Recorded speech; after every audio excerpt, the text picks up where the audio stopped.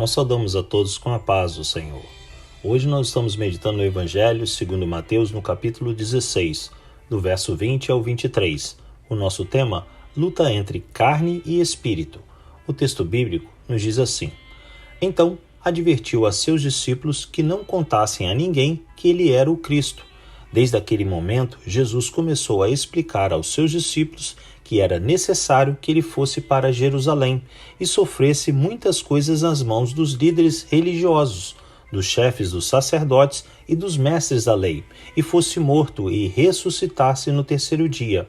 Então, Pedro, chamando-o à parte, começou a repreendê-lo, dizendo: Nunca, Senhor, isso nunca te acontecerá. Jesus virou-se e disse a Pedro: Para trás de mim, Satanás, você é uma pedra de tropeço para mim, e não pensa nas coisas de Deus, mas nas dos homens. Meus amados, logo depois de falar com Pedro, o Senhor se dirigiu a todos do grupo e os ordenou que eles não falassem para ninguém que ele era o Cristo. Essa informação deveria permanecer só entre eles.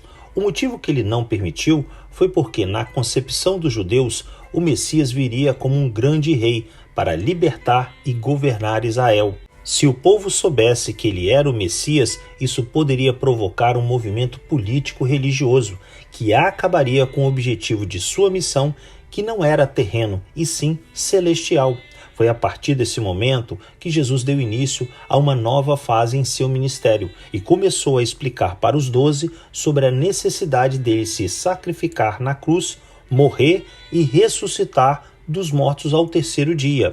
Para tal, ele deveria se dirigir para Jerusalém, sofrer injustamente nas mãos dos 3 grupos que dominavam e compunham o Sinédrio: os anciãos, que eram pessoas respeitadas da sociedade, os sacerdotes, compostos em sua maioria pelos saduceus, e os mestres da lei, que estavam diretamente ligados aos fariseus. Apesar dos discípulos tomarem conhecimento de que Jesus era o enviado de Deus, eles ainda não tinham compreendido a sua real missão.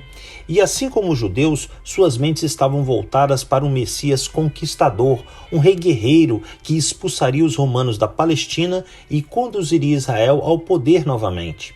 Essa forma de pensar era tão forte em Pedro que logo que Jesus acabou de falar, ele o interpelou e disse-lhe que aquilo que ele havia predito jamais deveria nem poderia acontecer. Sem hesitar, Cristo, com palavras fortes e contundentes, disse-lhe: Para trás de mim, Satanás, você é uma pedra de tropeço para mim. Você não pensa nas coisas de Deus, mas nas dos homens. A reação do discípulo deixou o seu mestre sem alternativa, a não ser de repreendê-lo, pois Pedro colocou os seus pensamentos acima da vontade de Deus, tentando convencer Jesus a abandonar as prioridades de seu ministério em prol dos desejos dos homens. Foi por essa razão que o Senhor falou que Pedro tinha falado como se fosse Satanás. Porém, havia a oportunidade dele se redimir e, como um discípulo, voltar a seguir Cristo pelo caminho e direção que ele optasse. Talvez Pedro tenha agido daquela forma motivado pelos elogios que ele havia acabado de receber do Senhor, mas o fato é que em um momento ele foi o instrumento para revelar o plano de Deus para salvar os homens, e num outro, logo a seguir, foi usado pelo adversário com argumentos malignos para impedir que esse plano divino se concretizasse. Todo aquele que, como Pedro, se rende a Jesus e se torna filho de Deus, vive uma batalha constante em seu coração, entre agir de acordo com os seus pensamentos e desejos carnais e a sua vontade e disposição de agradar ao Pai Celeste, procedendo conforme a sua vontade. Nessa luta entre a carne e o espírito, é preciso vigiar e orar para se resistir à tentação de ceder à vontade da carne, pois embora se queira fazer a vontade de Deus, muitas vezes isso não é fácil de se conseguir. Mateus 26, 41.